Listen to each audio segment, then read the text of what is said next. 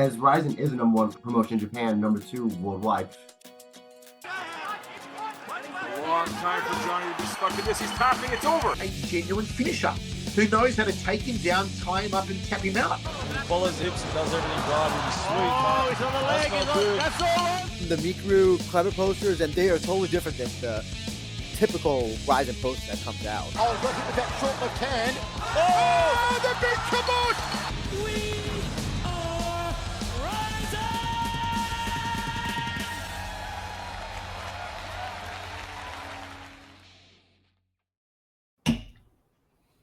Hey everybody, you're watching and listening to the We Are Rizin podcast. This is your host Andrew Benjamin. I'm joined by a very special guest today with us. We have Kapn to talk Smash Machine.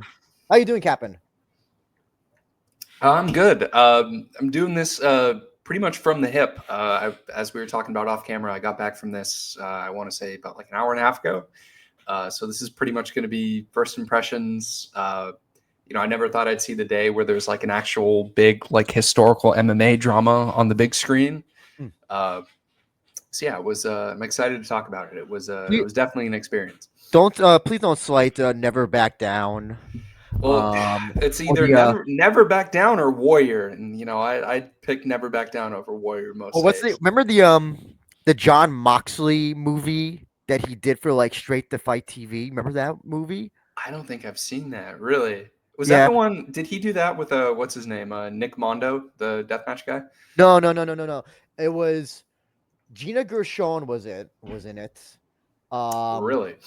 And I'm forgetting. Yes. But it's funny because that movie they actually for the scenes with like that they cut to like audiences, you can see they obviously borrowed footage from AEW.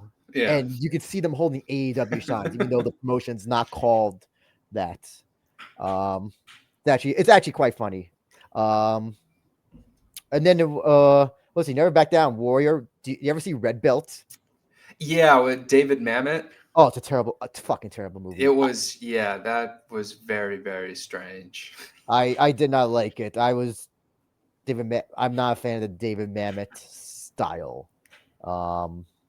And then I'm trying to think, what are I know Warrior is kind of like the MMA movie. There was did you ever see the show Kingdom? No, I did not. People told me that. Yeah, I think that would be pretty. That's probably the closest to like straight MMA that we've gotten. All the soap opera melodramatic parts aside, I think they really tried to be as accurate as possible. Actually, so how can I forget the classic, also starring Bass Rutten, Here Comes a Boom. Oh yeah, I forgot about that. Honestly, I was trying to think of like, because I have some friends that they were going to see the movie. They saw the movie today, and they know who Bass Rutten is, but they really only know him through like Here Comes the Boom and the Cartoon Network anti-bullying PSAs. So it was very much like a worlds collide moment where they're like, "Oh, this guy was an MMA fighter." I'm like, "Yeah, he was." UFC heavyweight champion. Is it not quite obvious? By the way, Bass Rutten playing himself, I think, in every movie that he's ever been in. He just honestly, I'm a fan of it.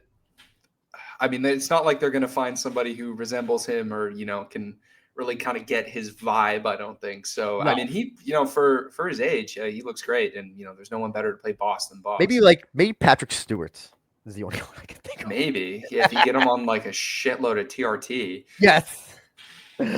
But before we go into the aspects about the Smash Machine, just gotta pay some bills. Remember, if you want to support the podcast, please go to Shroom Bar. Please get some Shroom bars at eachshroombar.com. Please use code WAR at checkout for 25% off your first order. They have reishi, lion's mane, turkey tail, microdose of mushrooms, good protein, no shitty ingredients, none of that stuff. They taste good and they're great for a pre-workout or post-workout if you just want a snack. So eachroombar.com, use code WAR, check out for 25% off your first order. Also, excuse me as well, please like and subscribe and comment. Helps the algorithm if you haven't. So please do that now or as soon as possible. But yes, we're going to be here talking about the Smashing Machine, the newest and latest movie starring. Apparently, I didn't know that they were in another movie together, Jungle Jungle Trip, or what was it called? Jungle Trip. Jungle Cruise. Jungle Cruise. Emily Blunt and The Rock. And starring a whole shitload of MMA people. So we're gonna talk about. We're gonna keep the first part as non-spoiler as possible. We'll try our best, but keep in mind, shit can slip out. We'll try our best not to, and then we're gonna try to go into more spoiler territory. So I think first off, you saw the documentary, Kapn, right? You Yes. saw did you see it when it came out originally? Oh no, that was when did it come out? Here, let me do some. 2002, 2002. 2001. No, I think I would have been a little too young to be watching it on the TV, especially on HBO. But no, actually, I became aware of the Smashing Machine documentary a long time ago. I want to say probably like 2018, 2019. Honestly, it was probably in a MMA on Point video that I watched it in. And then I remember I was able to watch it when it was still on YouTube before it disappeared for a few years. And it always kind of, whenever somebody would ask me about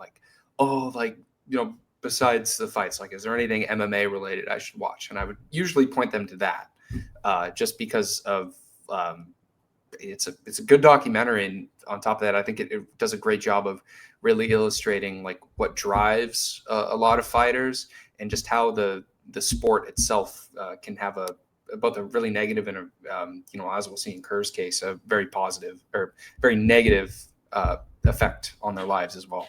It is an interesting documentary because it came out. It's one of the few documentaries I know that like some non-MMA fans know about, and it kind of entered this weird kind of like consciousness because you said you saw it in 2018. It's kind of disappeared. It's one of those. It's almost lost media in a way. Yeah, you know what it is? It's you ever see the documentary or hear about Gaia Girls? I've not about which is basically about young trainees and at All Japan's this promotion called Gaia. I forgot when it 2000s, and Mako Satomura is in it. There's a famous scene where she beats up a trainee. But it's another one of those documentaries that like it's kind of like entered this weird path of lost documentaries for whatever reason. Yeah. By the way, if anybody wants to watch it, it's on Daily Motion. That's how I watched it. Go ahead and watch it. Lost media is bullshit. We should be able to have this at our disposal.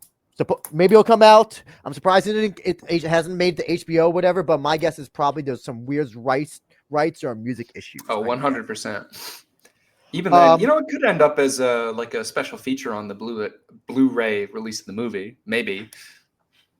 Yeah, a Blu-ray. What are those? I never heard of what's a Blu-ray. You mean the 8K whatever? Yeah, but yeah, 8K Steelbook. Actually, so if you noticed, the director of the documentary was one of the producers on this movie. I'm forgetting the gentleman's. Well, the guy's name is right here.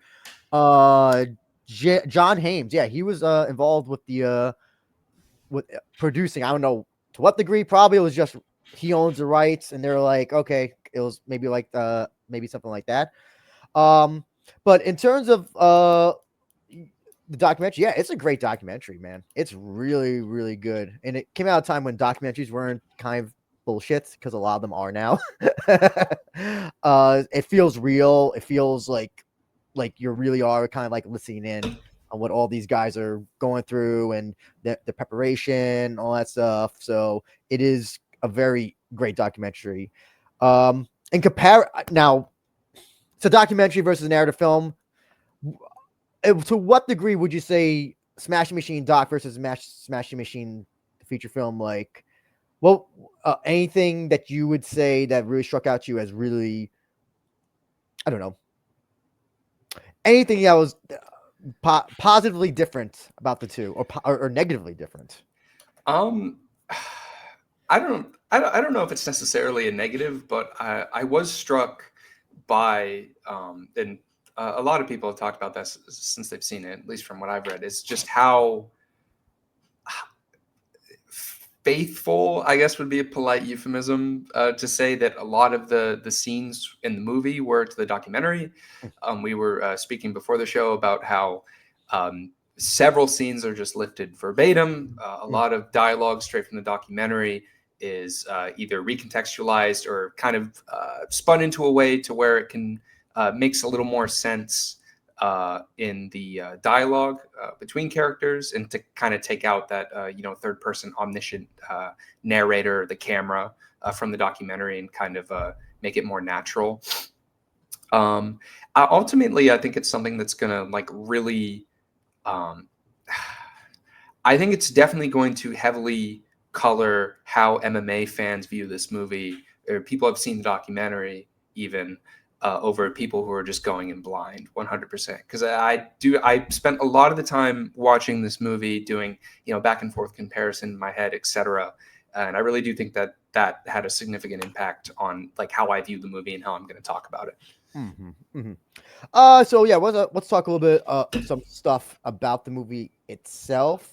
Well, I guess overall, let's talk about overall thoughts. If I can find overall thoughts, what did you enjoy it? I don't know. Do you want to give it a quick letterboxed star review, or thumbs up or thumbs down? Like, I don't know if there's a way. What are your overall compartmentalized thoughts? I don't know. I don't really want. I don't want to do like a whole Siskel and Ebert routine, but I really don't think, or I think I would have liked it a lot more had I not been like me and been an MMA fan and seen the documentary. Because I spent most of the movie just like kind of bouncing stuff back and forth in my head. I liked it, I guess. Honestly, I think it was. I think I was disappointed by it. I feel. I think overall. Well, here's the thing. I'll give praise to the pacing. This movie's 2 hours, but I didn't feel like it felt like 2 hours. Not at all. The Safdies have a good way of making things that look long on paper not seem long. I've not seen Uncut Gems, but I've seen Iron Claw. I think it was this the same Safdie who did Iron Claw? I believe that was a different filmmaker. Well, I thought it was one of the Safdies. No, it was it wasn't Bennett Miller. What was their name? Sean Durkin. Oh, okay. I thought this was a okay. My bad. I thought it was a Safdie.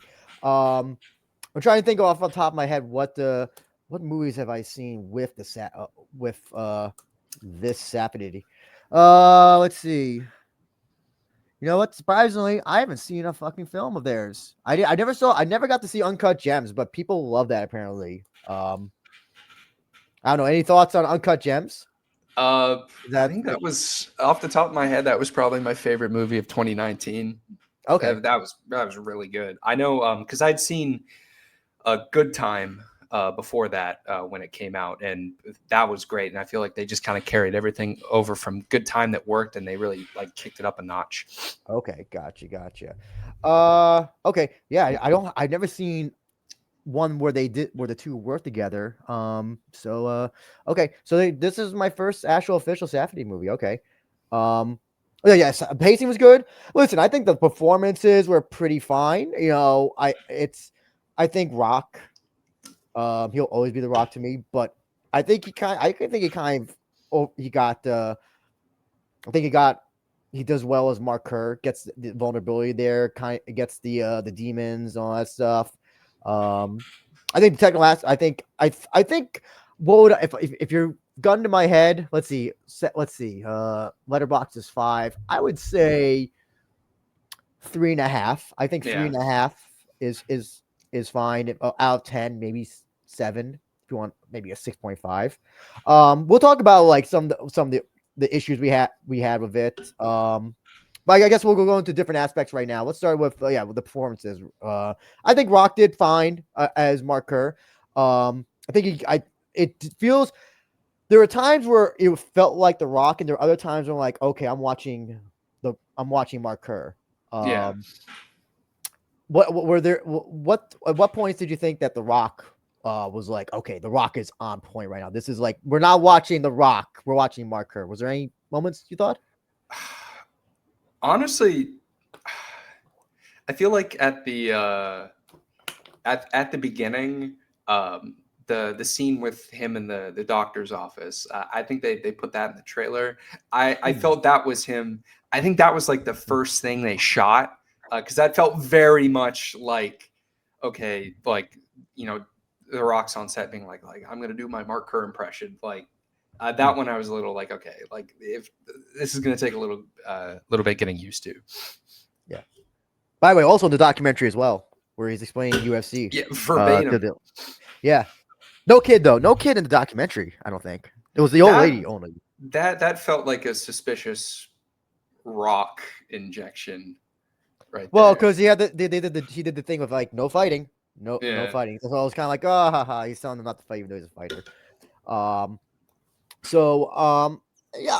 Well, here's the thing. You know, with The Rock made this movie. Okay, The Rock, we know, loves to achieve achievements, and I think this is his way of trying to get an Oscar. I'm not saying that he's not good, but like this is Rock's attempt to get an Oscar. And you know, what do you think? Do you think you'll get the Oscar nomination? Not win, but the nomination. Yes, I think I'll get nominated. Granted, there have been other movies this year that would probably have a better chance of winning, but I think he'll scoop a few nominations. You know, Golden Globes, you know, Independent Spirit Awards. Who knows? Like, yeah. Who else would get nominated? Do you think this year? Jeez, I shouldn't have said that without having some examples to go off. I was trying to think off the top of my head as well. But I'm trying to think. I don't know. I'm honestly trying to think who else myself. I didn't mean to put you on the spot, but I'm honestly trying to think myself. I was going when I was thinking after the movie during the Q&A. I was like, who else would be nominated this year? Yeah, I'm honestly trying to like wrap my. What's the one that just came out with Leonardo DiCaprio? One Battle After Another. That will he'll probably get that. Probably. Honestly, I don't think. I mean, if they had Sean Penn, I don't know if they'll go for Sean Penn as supporting or double up on lead, but he'll at least get nominated for that, in my opinion. Mm-hmm. Like, you know, the big question about when this movie came out was like, is The Rock's playing Mark Kerr and all that stuff? I was trying to like grab my bread. Who else could play him? I think in hindsight, I think Rock, it was kind of good that he played him because I really can't think of anybody else, well, physically, who can embody like Mark Kerr as like a person. I don't know if you agree or disagree. I had my pick for a while, and it's been a minute. My pick was Charles Melton. I'm guessing you didn't watch Riverdale, but he was the male lead in May December, and then he also played a Navy SEAL in not Warfare, or was it Warfare? Yeah, he played Navy SEAL in Warfare, especially in. Because he's younger than The Rock. But then I also thought, especially in May, December, he was really good at just playing like kind of a like really like vulnerable, like kind of guarded guy after a while, and then the vulnerability kind of hits. I thought he would have been a pretty good Mark Kerr. I mean, they would have had to give him like the Hollywood steroid super soldier program, but I think he would have done a good job too. Yes. So I think overall we could both agree that The Rock did pretty well in his performance. I think. Yeah, I'd say so. I think my favorite was like when he's talking about how much losing, or like, you know, where he loses the fight to Igor the first time. Yeah. I think like I really like that, like just the thought of losing to him is so foreign, and just like I really like that because it really captures like how much losing. Because here's the thing, I think kind of The Rock is almost like that way where like losing is Oh, not an yeah, option for him. definitely. So I think he kind of also knows. And I think that's probably So I what, think he was able to get across. yeah, No, sorry, like, go ahead. no, I was gonna say, like, I do think that, you know, when you got to those moments where, like, you know, Kerr was kind of like explaining like his worldview, I guess, or you got like more of a peek inside of his head. You're absolutely right. I think that like just kind of like insane drive to win, and to succeed and to just completely block out failure. I think he was really able to like tap into his own psyche. I don't know, like his own motivation for that. And I think that made him feel a lot more authentic. Now, I'm curious to hear, like, what did you think about Emily Blunt as Dawn, his girlfriend? I think, well, I remember reading that both Benny Safdie and The Rock, I can't remember if Emily Blunt was in the interview as well, but they were both dedicated to, you know, at the very least, fleshing out Dawn's role in the movie as opposed to the documentary. Because in the documentary, I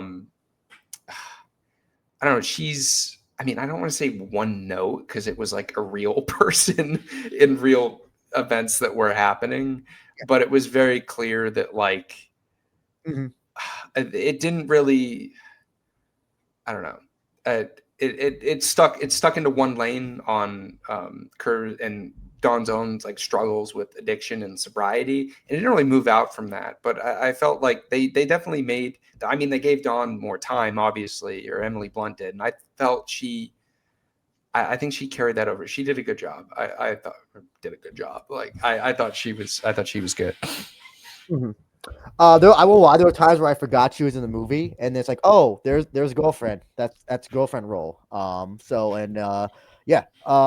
think the scenes that she's in and she interacts with Mark, I think they actually work very well together. Rock and Emily Blunt. They have a lot of chemistry together.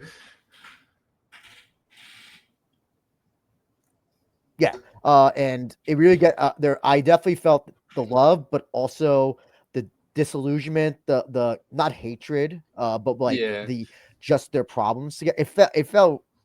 It really worked. They really worked well together as an on-screen pair together. You know what? She'll probably get an Oscar nomination. I guarantee she'll probably. I don't know if she will win, but she'll definitely get a nomination. I feel like. She plays a woman in a drugged out woman with problems. So Academy loves that. I know. I gotta ask. Oh, sorry, go ahead. Were you about to say something? No, I'm good. Okay. Okay. For J. Will's sake, Ryan Bader as Mark Coleman. By the way, I found it funny, and I thought this was weird, and I finally figured out, okay, I know why they did this. I think they refer only to Mark Coleman. They vocally only call Mark Coleman Coleman. Yeah. Like, there's times where like they don't call him Mark, and I think the reason why is because since both Mark Kerr and Mark Coleman have the same name. Yeah. How often do you hear people with the same name in a movie ever call? Like, it's just so rare. I can't even think of moments that's happened. So that's why I think like oh, they call him Coleman in the movie more often than Mark. Yeah. Same with the documentary too. When they weren't referring, or like, you know, when people weren't referring to him like more in the third person, it was always like Coleman or Cole. They never really they never called him by like his first name. So I apologize. Can you what were you saying again? Kapn? Ryan About Ryan. I think we were talking about Ryan Bader, as man. Mark Coleman. Didn't know he had it in him. Can I be honest? So I know that one review, I think it was from MMA Fighting, that was like, oh, Ryan Bader is the most surprising thing and all that stuff. And I'll be honest, you know what? He kind of just played Ryan Bader. He just played Ryan Bader as Mark Coleman, and he has very little to do in the movie itself comparatively, I think, to even the wife, the girlfriend, Dawn. Yeah. No, because like, well, I don't know. It kind of reminds me of or yeah, I guess it is like a direct parallel to Kevin Garnett in Uncut Gems. Like they were like, yeah, we need a charismatic NBA, like get KG, like get him in there.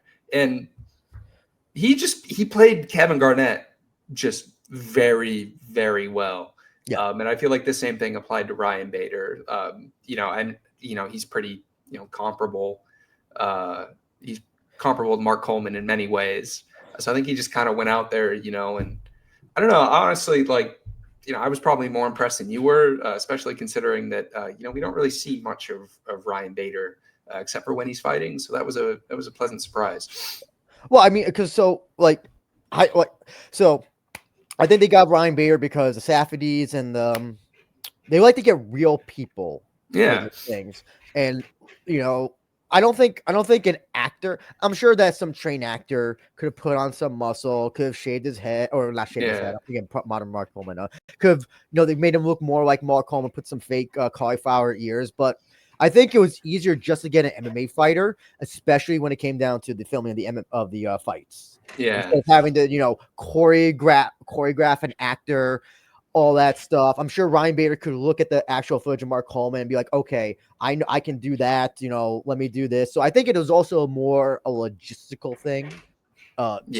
It's you want someone who can do sports and you can do fighting and make it look good. So that's why I think he got the role somewhat. And I don't think, and listen, he's fine, but like, there's no way he gets an Oscar, I don't think, for this. I wouldn't say so. He was a highlight, especially for the MMA fans. They threw us a bone. Yeah. And well, listen, they got him into the Rizin New Year's Eve show. Well, so far, do you think that the million? So let's say this movie makes $100 million at the box office. Do you think let's say, I don't know what that equates to in people. Let's say 100 million people in the United States see Ryan Bader. You think they're all going to turn into New Year's Eve after seeing Smash Machine? I think if we get 100 more people to turn in to watch Ryan Bader, star of the Smashing Machine, fight for the inaugural Rizin heavyweight title on New Year's, that will be a success beyond our wildest expectations. Okay. I guess we also got to talk about it. I guess the guy who plays Sakakibara. What do you think of the? I know it was smaller than I thought. I thought he was gonna be a lot more prominent, but no. Yeah, he's kind of in the movie. Maybe I would say maybe a 15 total, 20 minutes, maybe. I think larger than, I'd say more than like a bit part, but he wasn't like a character, like a supporting character. I was surprised that they had more than the one scene of him just like watching Kerr go in the gym. Mm-hmm. They had a whole conversation. I was surprised by that, actually. Mm-hmm. Mm-hmm. So I mean, I guess I don't think there's any bad performances in this. No, I don't think so. Well, let's talk about the technical aspect. What did you enjoy, or did you like how it was filmed? What do you think of the inclusion of this, of like the modern music at the time? I think that what was it? I think during one scene it was what's that song? There's a halo over, what's that song? Halo hanging over my head. Is that I think I know the one that you're talking about because it got stuck in my head on the drive home, but for the life of me, Sugar Ray. There it is, Sugar Ray, every morning. I think that was playing during like one scene. I'm actually surprised. I don't think they lifted any music directly from the documentary. No, I don't think. No, not at least not that I can remember. I was trying to think. Oh, by the way, there is no pride. There's no pride theme in this, so don't look forward to that. How about filmmaking wise, camera wise? I don't know, or cinematography wise. I mean, how do you think the film looks? I thought it looked good. I saw it on pretty big screen. I don't think I didn't get a ticket to the IMAX showing, but I got a ticket to and it was like IMAX Light, pretty much, at my local theater. I liked it. I really dug I thought it was a nice little, like, kind of a meta thing where the camera would turn like handheld, like documentary style. Yes. They would zoom in. I liked the effects at the beginning where it was going from like grainy VHS, like you were watching a World Vale Tudo Championship match, and then it like hard cut to the modern like aspect ratio and quality, stuff like that. Mm-hmm. And I thought that was neat. It was less frenetic or kinetic, I guess, than previous Safdie movies, where it's like you feel like the cameraman is just running with the characters the whole way and really like just trying to crush them against the background as much as possible to just kind of box them in. I liked it. I really do think my other complaints aside, I thought Benny Safdie did a really good job, especially for this being his first film outing without collaborating with his brother. The other thing I was gonna say, I think what they actually really got right, and it's I guess a credit to the fact that they hired MMA fighters, was like the fight choreography for like the MMA fights. Especially the stuff at the beginning where they do the Vale Tudo stuff as well. Yeah. Really looks good. Because I'll say a lot of MMA stuff is horribly choreographed. It's just a horrible sport to try and portray accurately, simulated. It's not really like it's not really cinematic either, especially for about half of where the actual action takes place. Yeah. Listen, how do you simulate somebody just laying on top of another guy for like 5 minutes? It's easy. You just change reality and have them knock them out sooner instead. Yes, that too. Well, so let me think what else. But yeah, I think the fight scenes are basically verbatim lifted. They didn't like rechange. Well, they kind of don't imply during the Grand Prix, 2000 Grand Prix, that it's weird because it's like they don't announce the decision, but it kind of looks like the referee stopped the fight, but they don't really say he did. Yeah, that was something that I was kind of like, okay, like beforehand I had pulled up the bracket for the 2000 Grand Prix on my phone, just kind of like refresh my memory going in. There were some of them and I was like, okay, like, no, that didn't happen. Or especially some of the fights, I thought I got the MMA very well, but there were just some like little exchanges that I was like, okay, like, not to be like a prude or anything, but I was like, that wouldn't happen. Like I think it was Ensign in a way just like kicked Mark Kerr off, like, and he went flying off like it was a pro wrestling match. Like that was a little, but like, like I said, in reality, like, it's not very cinematic. Yeah. Let me think. I'm trying to think of what else. Oh, well, I guess we'll talk. We kind of got into that, but let's continue with the accuracy. I would say maybe this movie is probably almost too accurate at times. That was the big question: is like, is The Rock gonna actually lose? Is he gonna lose? Is he gonna lose to Igor? Is he gonna lose during the 2000 Grand Prix? But no, they stick pretty much accurate. And I think.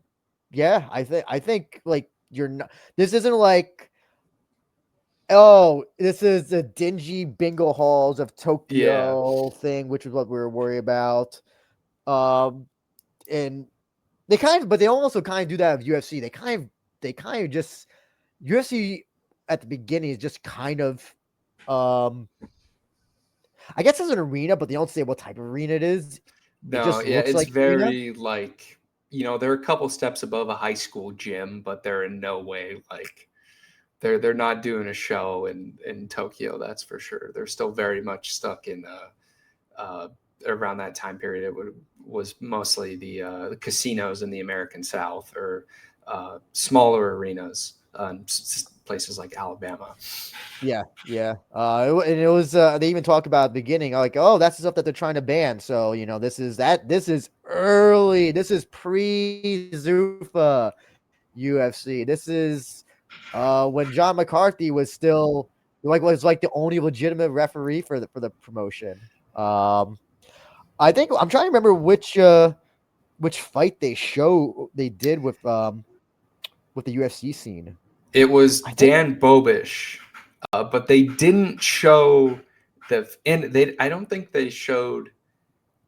I can't remember if they showed the fight, or just in the fight in its entirety, or just a little bit, because as you can see on screen right now, that's one of the most like if you want to do a highlight of just like the weird, like, oh, this is a blood sport shit from back in the 90s, you show Mark Kerr digging his rather impressive chin into Dan Bobish's eye socket to get a stoppage. Yeah. Well, when they remember very beginning, they do the Valley Tudo thing. Yes. They don't show the guy crawling out of the ring, which I thought like, oh, they gotta show that, because that will show like, oh, that was a big part of the opening of the documentary too. That, you know, I agree that they could have gone a little harder on that, because the documentary, it's just like, well, you know, World Valley Tudo in general, it's like almost like kind of a snuff film, like Faces of Death type shit. Mm-hmm. Like in the documentary, it's just, you're hearing nothing but just like bone hitting bone, like they're just the Hulk dude is just like crying, crawling out of the ring, is bleeding all over the place. Mm-hmm. It's just like, you know, the air is kind of like filled with smoke, and it's just like, ugh, like that was. But, you know, to their credit, they did get like the set like very accurately. They had the like little shitty pyramids that people would like come out of. The guy who they got to play Paul Varlin, exactly like him. I was gonna say, I swore that guy was the dude that played the main henchman in Anora. I could be wrong, but I saw him and I was like, is that, what was his name, like Igor or something? Yes. What was it? Andre Tricoto. No, he was Colossus. Not. He was Colossus in Deadpool and Deadpool 2. And also Kindergarten Cop 2, apparently. He was also but yeah, no, they made him look like they got Marcus Aurelio played Hulk, Cyborg, Abreu played Fabio, Gurgel. They got I forgot Satoshi Ishii played Edson in a way. So, and then of course Bass Rudin played himself. All that to do was Hans Nijman. A lot of those MMA, when they do the 2000 Grand Prix, they kind of just like, it's kind of like quick cuts. You don't really get to see like most of the guys. I think we only saw Sakuraba from the waist down, if I'm not mistaken. Oh yes, they did. Who played Akira Soji? Oh, James Moontassery played Akira Soji.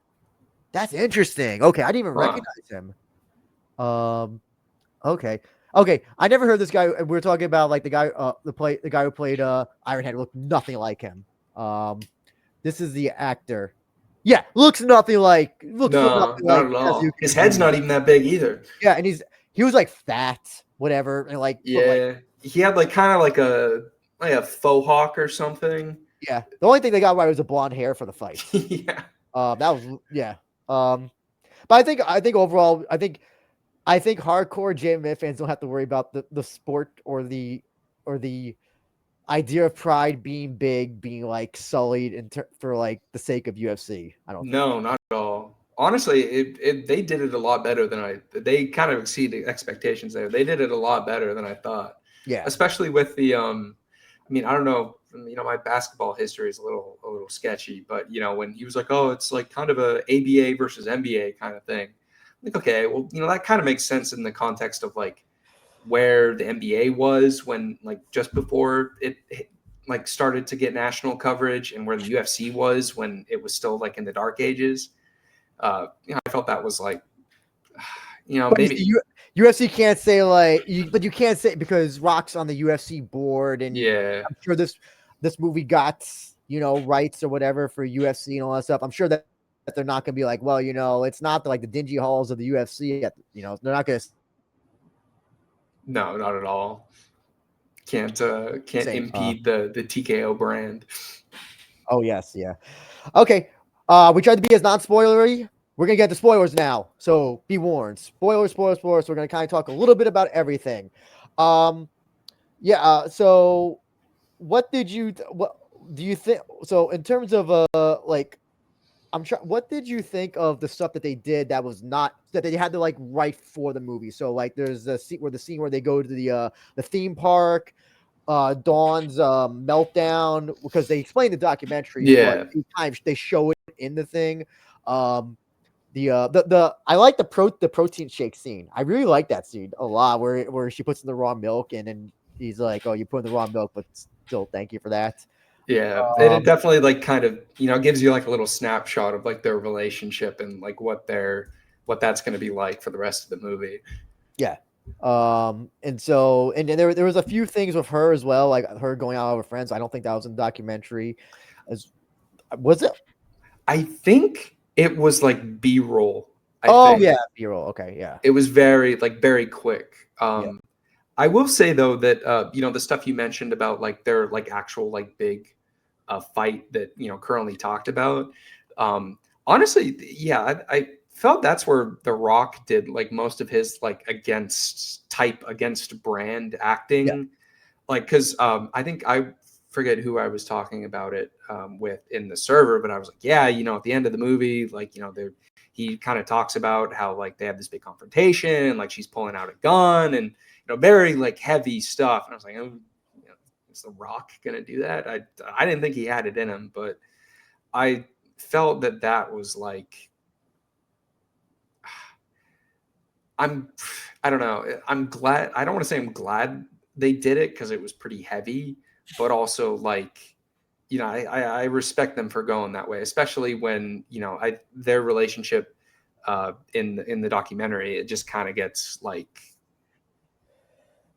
we hear about their problems, but we hear really about it. We don't see it. Yeah. Actually, then thank you as well. With this, where he right before he has the fight with Igor as well, where they have the argument as well. Where and then I like that stuff a lot. I really like that they the stuff that was in between was really like the stuff I was really most interested in seeing. I think most of it got pulled off pretty well.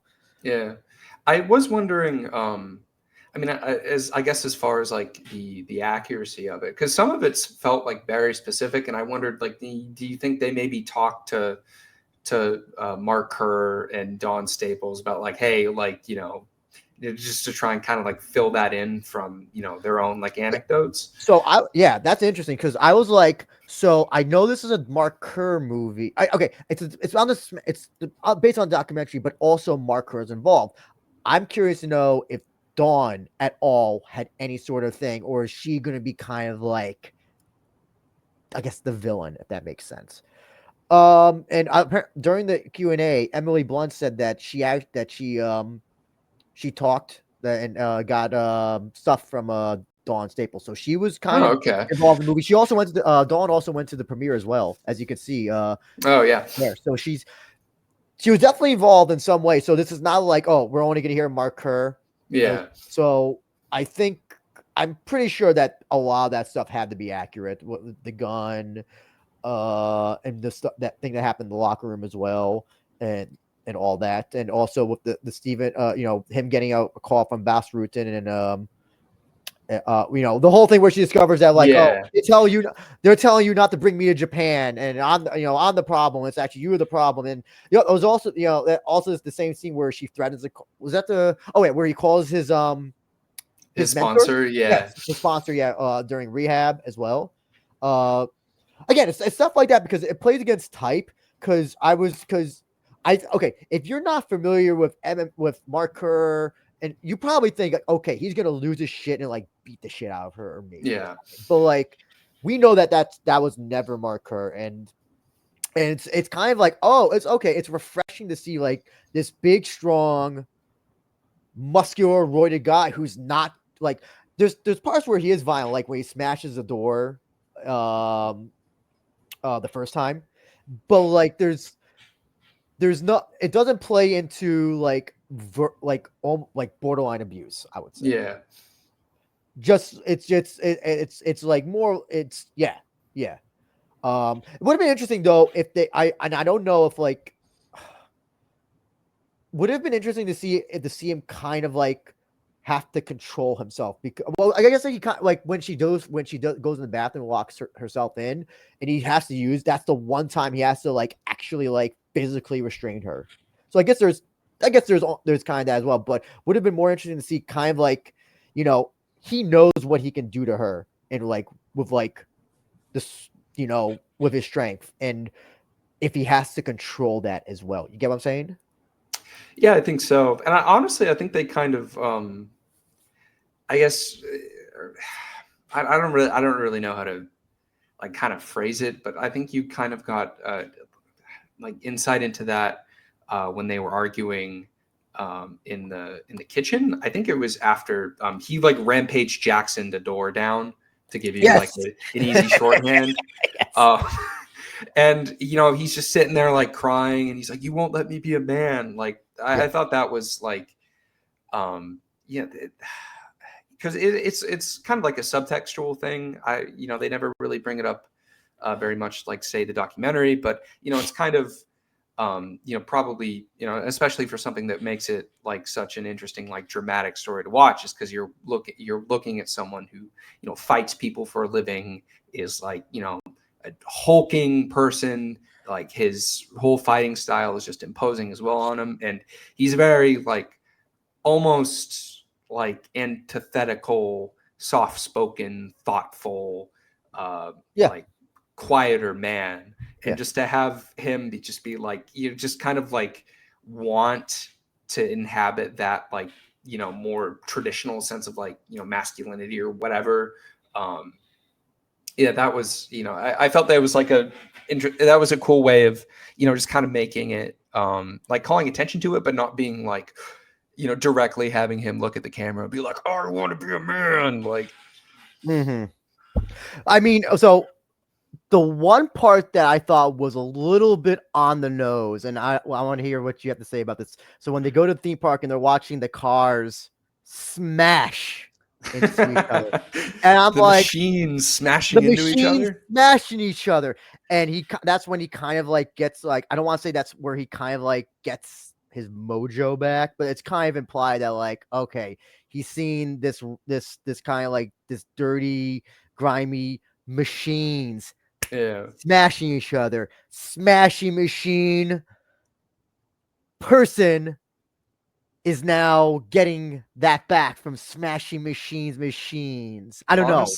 I was I was like, did you? I don't know. Like, I don't know if it was kind of like being tongue in cheek, or if it was like, okay, I must be a smashing machine again. I had a different pick actually for like most like self-indulgent, like just blunt, like in your face, unsubtle movie theme moment. And that was when God, I think it was the commentary heading into the fight. By the way, we gotta also mention no Ken Shamrock, and I'm sure that's not by accident. It is Stephen Quadros and Bas Rutten playing themselves, but there is no Ken Shamrock also there. So don't be upset when you don't see him. It was just Stephen Quadros being like, "Oh, like, is Mark Kerr the man he thinks he is? Like, what does, like, he's getting in there to prove to himself above all that he's still this smashing machine." And I'm like, okay, like, you're just saying the quiet part out loud. Like, it was so heavy-handed. It was just, that kind of brings the point. So I think the movie kind of implies that he loses to Fujita because of his personal problems with Dawn. I think that's what they imply. Yeah. But I think in reality, he was much deeper into his substance abuse problems and addiction at that point than even after he had gone to rehab and all that. You think he did? Well, I don't know, because I mean, you know, and we can probably bring on it later, but really, you know,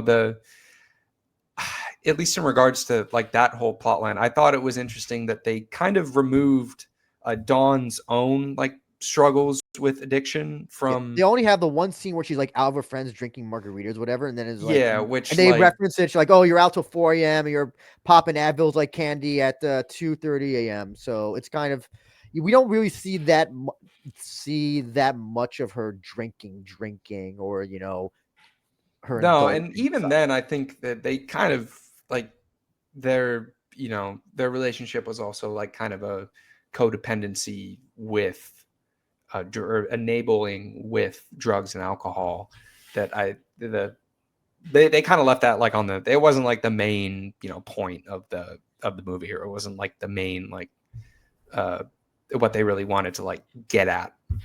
Yeah. I think. I don't know. I thought the way that they filmed it, they kind of imply, by the way, as well, the one thing I'm surprised into. So obviously the documentary, he gets ready for the two. He's a lot smaller than what he used to be. He is like significantly slimmed down for probably off the cycle, maybe, but he still looks the same size in the movie. And I don't know if that's the IRL reason why he lost to Fujita. But it's I think implying that I think movie wise implying that his personal shit's the reason why he lost that fight is kind of like I kind of see why they went that way, because it's like how do we explain away, and maybe that's what Kerr thinks himself, but maybe that's not even like the actual reason, it's I think movie wise you kind of had to like imply a reason why he loses this big fight. Like, why is it that this guy, in hindsight, if you're an MMA fan, he should have beaten like pretty easily, but then like gets just like clobbered by Fujita.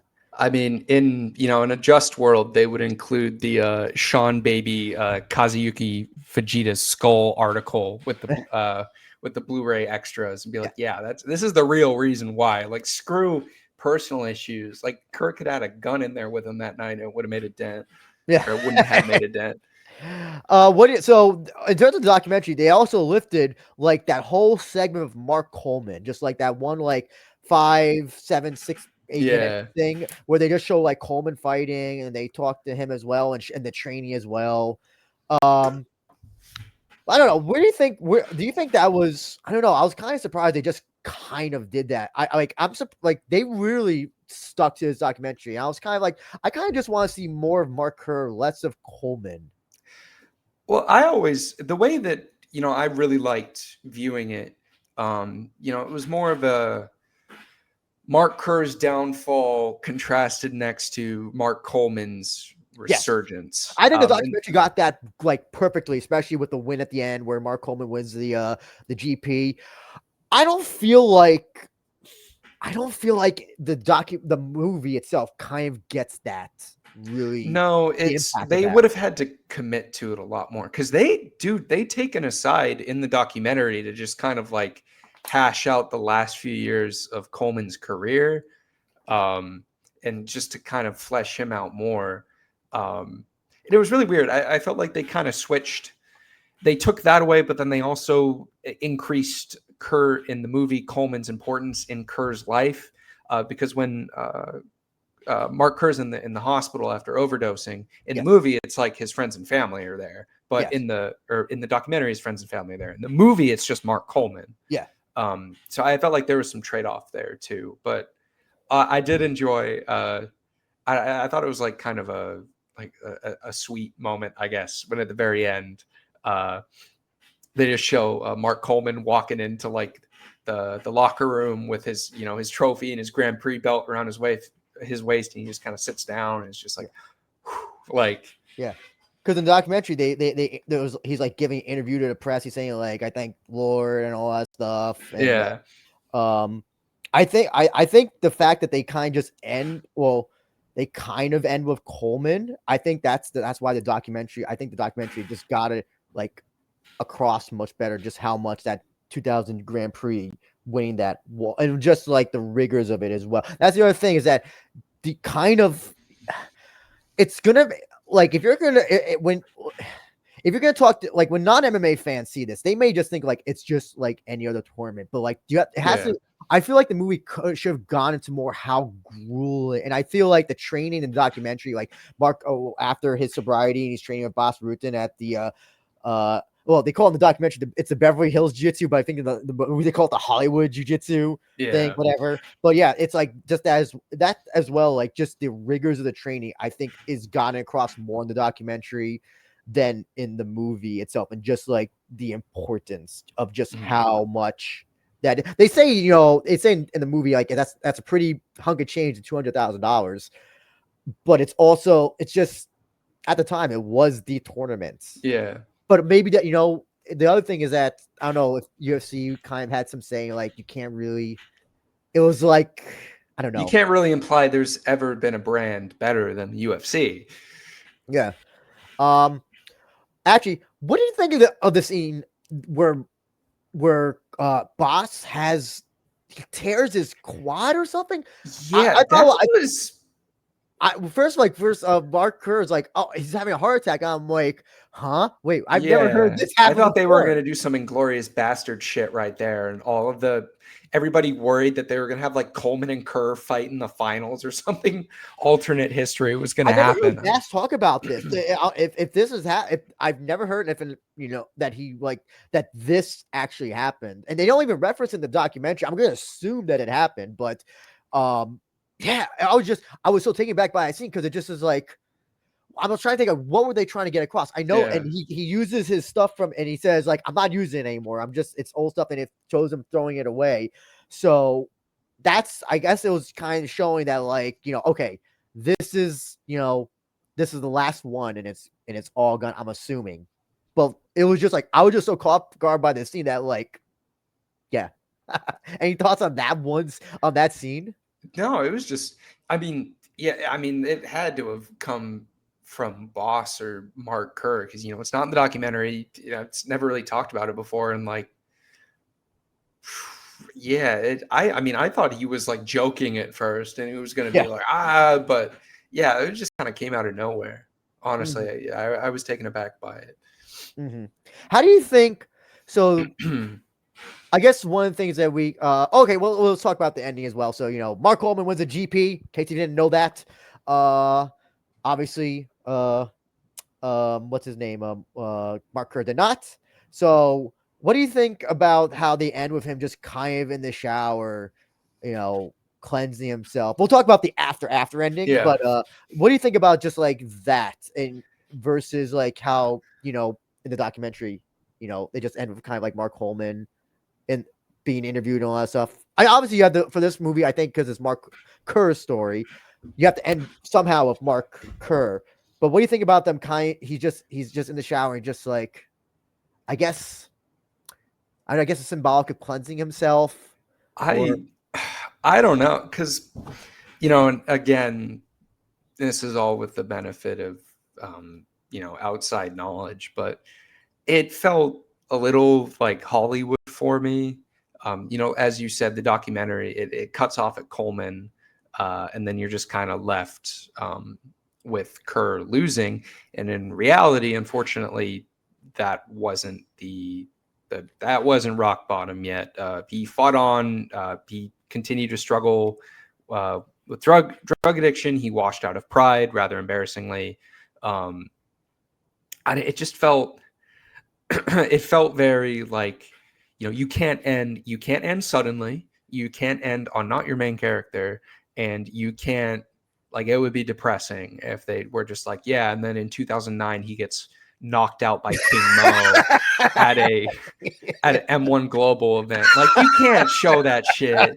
Like, I would have rather look. And speaking, we're gonna get to the the post credit scene or whatever in a minute. They should have just ended with that. Like, I'm sorry. Like the Rock in the shower, like I'm free. Like whatever. Like that was just it was indulgent. Like if the Rock lost fights in this movie, but he should not have had that ending, given like what they were trying to pull off. Yeah, that was my big thing because I'm like, are they gonna do something like Foxcatcher, where like, okay, we're like, they're gonna show like what he did after, Pride? Are they going to do that? Foxcatcher's ending was depressing too. Like, I mean, Yes. it also involves cage fighting, but Yes. But like, I was like, oh, are they going to just end with Schultz, with Schultz dying in that, and then, or like how they gonna do with oh my god, I'm forgetting the guy's name. Who did what's his name? What's the wrestler's name? Forgetting his name. The main character. in what? Foxcatcher. Oh, David Schultz, Mark Schultz. No, Mark the one who. Oh yeah, sorry, Mark Schultz. Yes, Yeah. Mark Schultz. Because it's like, okay, it kind of implies, okay, he has to, like, he has to have his brother. He's now gonna go into a dark world of cage fighting. It kind of like does that, and it's and I'm like, are they gonna kind of do that? Where like, okay, they're gonna show his one win that he had right after the Fujita loss, or are they gonna kind of like just end with like, the bell ringing, and then cut to whatever? Because usually that's kind of how they do stuff like that. And Him spiking his head on the canvas against Yoshihisu Yamamoto. And you just look up. You just look up what happened. You don't have to show it. So, yeah.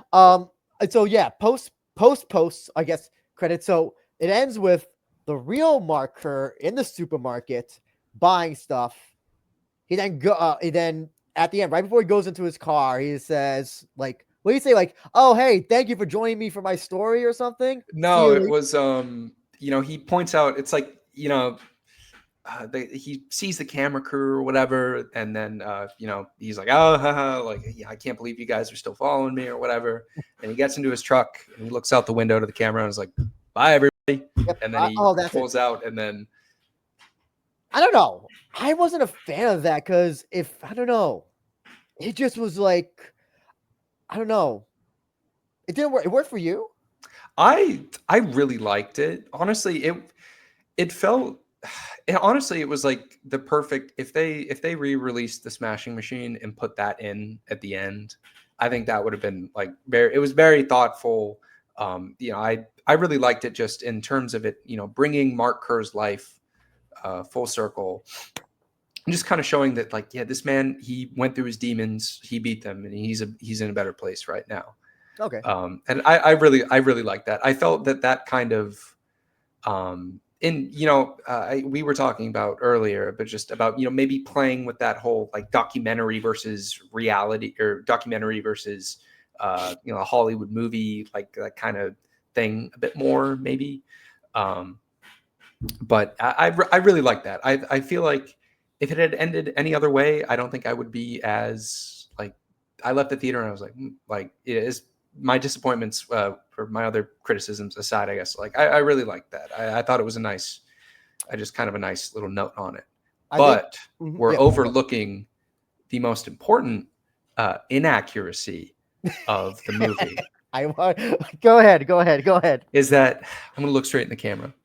So at the end of this movie, they're doing like the standard, like biopic where, the text is on the screen and they're telling people what happens. And swear to God, it says UFC stars today make millions of dollars and are stars of the sport. And everybody knows their name. And everybody knows their name. I was telling you beforehand, I took, like an asshole, I took my phone out in the middle of the theater to take a picture of that and be like, fuck, like I was gonna send that and be like, fuck no, but I missed it, unfortunately. But I gave like a ha at the theater, and a bunch of people looked at me like I was a crazy man. Yeah. And that just tells me, okay, the people in my theater do not know anything about modern UFC right now. When I saw that, I was like, bull. I want to scream bull fucking shit. Like, I don't like that is. I think they could have still had Mark if they wanted to rework the whole story and have Mark Coleman versus Mark Kerr as a final fight in this movie. That is still more accurate than that little post texting. I was shocked that they said, because okay, so here's the implication of that. The implication of that is, okay, at the time, these guys are not making money. First of all, his house is beautiful. He has a beautiful house in Phoenix, Arizona, I think it is. I know taxes are low in Arizona, but listen, brand new cherry red Mercedes convertible.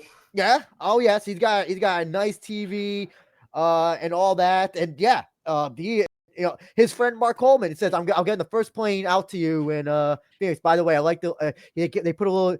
They put a little dig at in Phoenix, which is where I think isn't that where Brian Bear is from? Because he's like, oh, I ain't coming to Phoenix just for shits and giggles or something. So I think that's where he wrestled too, if I'm not yes, mistaken. yeah, and so yeah, okay, so it's showing that these guys are not like fucking dirt poor or they're struggling to make ends meet. And then and they even say out loud that the prize tournament is $200,000. And yeah, so the implication of that is that, okay, minus the pride tournament, these guys are not making good money.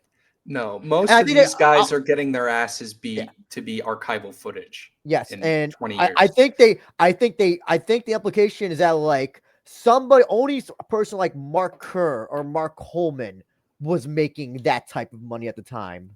Maybe. I think that's what the film kind of implied. Yeah, not very. Yeah, no, not accurate retelling of things in the least. Yeah. Jesus. Yeah, that was like, I'm like, okay, like I could forgive some things, but like when I saw that pop up, I was like, there's no fuck. The sad thing is that like I think a lot here, okay, people who don't watch MMA are gonna believe that, like they're gonna believe it because it's whatever, but I still think like even MMA fans who know what the UFC fighters get paid, I think they'll still believe that to some degree. Right? I don't know, honestly. I feel like today more than ever, more people are kind of like in the know on fighter pay, even if it's just like they're only using it to like make jokes about Dana White or whatever. I think more than ever, people are like, yeah, these guys get paid squat. Okay, yeah. So that was like the biggest like inaccuracy. I mean, we're coming up at the end of this, Kapn. I want to. Anything else that you want to say about Smashing Machine? Any final thoughts? Honestly, despite what I said, I would say if you're an MMA fan, go see it. Sorry. I'll quickly ask. Do you think? Okay, this is gonna be a 3-pronged question. Do you think people who have not seen the documentary can enjoy the movie? And do you think people who are not MMA fans can enjoy the movie? I think if you haven't seen the documentary, you are more likely to enjoy it than if you have seen the documentary. And if you're an MMA fan, I feel like you're going to enjoy it, especially if you're a bit more tapped into the history of the sport and, just pride in general. There's a lot of little Easter eggs out there for people that make you like really appreciate it and go like, yeah, they did their research on this. And, I said it at the beginning of the show, but I don't think we're ever going to get an MMA movie like this again. So I think, I think more often than not, people enjoy it. The thing is that MMA is still a young sport in a weird way. It's not when people say MMA is a young sport, I kind of cringe at that, but I also kind of get what they mean by that. I don't know if we'll ever have, maybe sometime down the line, Ronda Rousey will get her. Well, at one point she could have gotten a movie. Maybe, I don't know at this point. We'll see what Conor does. It's because hey, listen, if he ever comes back, I don't know, probably won't. But well, look at it this way: it took boxing about almost 100 years to get Rocky. Mm-hmm. But there were still boxing movies before that. There was like Somebody Up There Likes Me. Boxing was still portrayed in movies as on the waterfront to a lesser degree. Yeah. But also boxing is a lot easier to portray on camera. Yeah. And ultimately, I think MMA, no matter how much the UFC tries to sanitize it and corporatize it, I think ultimately it might just remain a little too much of a stretch to really firmly penetrate popular culture in like a huge way. I think it's always going to be a little niche, despite, our best intentions and perhaps the more sinister capitalist intentions of the people at TKO. Hey, maybe we'll get the bare knuckle story one day of Mike. We kind of already are. There was a show on Hulu. God, I forget what it's called. It had Stephen Graham in it, but it was like London bare knuckle fighting in the 80s and 90s, or the 1880s and 1890s. Oh, really? I never heard about this. Okay. We might get there one day. We might be looking at a Oscar Best Picture nomination for like a John L. Sullivan biopic. Oh, true. Do you think this will get a Best Picture nomination? They do 10 nominations now or something. Yeah, so it's highly likely that it get nominated. I think the Academy loves shit like this, especially with is Ari Emanuel still the head at TKO? Yes, I think Oh yeah, all those guys are still involved. Yeah. Well, it'll at least get a nomination. Mm-hmm. It's not going to be like for Uncut Gems when Adam Sandler was like, if you don't give me an Oscar nomination for Uncut Gems, I'm going to make Jack and Jill 2. I don't think it's going to be that desperate. I'll make Happy Gilmore 2 instead. I guess. But yeah, I think overall it's good. Again, pacing was great. I think the movie looks good. I think the performances are overall fine. I think we're going to kind of get a bunch of people kind of overrated because it's just The Rock doing something a little bit different. And it's kind of like, I feel like there's other movies that have kind of tackled the same subject, but have kind of done them a little better. If you want I don't know if you want to count Raging Bull as one of that type of movie. Raging Bull, The Wrestler. Oh, that was I forgot The Wrestler also as well. Oh, Iron Claw maybe is Iron Claw in that? Yeah, I'd say so. I think movies like that, especially The Wrestler, that was actually a really good one. They kind of tackle it a little bit more, and it's not a bad. I know this is so weird because like nowadays, like people just want to know if it's good or if it's bad, and I can't compartmentalize that. Like, oh, it's the greatest movie of all time. Yeah, 5 stars, Oscar winner for 2025. But I can't say like it's the worst movie ever. I thought I think we said at the beginning 3.5 stars on Letterboxd I think is a good way to put it. It's not. I don't think it's that's how I can. It's worth a watch. It's worth a watch. Okay, yeah, it's worth a lot. It's worth a watch. That would maybe be like the is that the clickbait headline? Is it worth a watch or something like that? I think so. Yeah. So Kapn, where can people reach you? Well, yeah. As far as contact goes, I am always a regular in the We Are Rizin Discord server. Kapn _.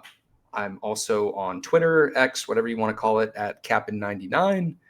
Feel free to drop a follow, whatever. If you want to debate about obscure early 2000s JMMA, why not? You can do the same thing on the We Are Rizin Discord server with far more people. And honestly, thanks for having me. I had a great time talking about the movie. Oh, no problem. Again, if you haven't, please like, subscribe, and make a comment on this as well. Please follow the Twitter at We Are Rizin Pod. Like you said, Discord, and of course, get some shroom bars. Use your code WAR at checkout for 25% off your first order. Again, thank you, Kapn, for doing this. I don't know if this will be the only MMA movie, but if there's ever another one, I think I'm gonna reach out to you. So the next time whenever they do I don't know, I'm trying to think. The Dana White story. I'm trying to think of like when they do a biopic on the Brawl for All, maybe I'll reach out to you. Fingers crossed. Can't wait. God forbid.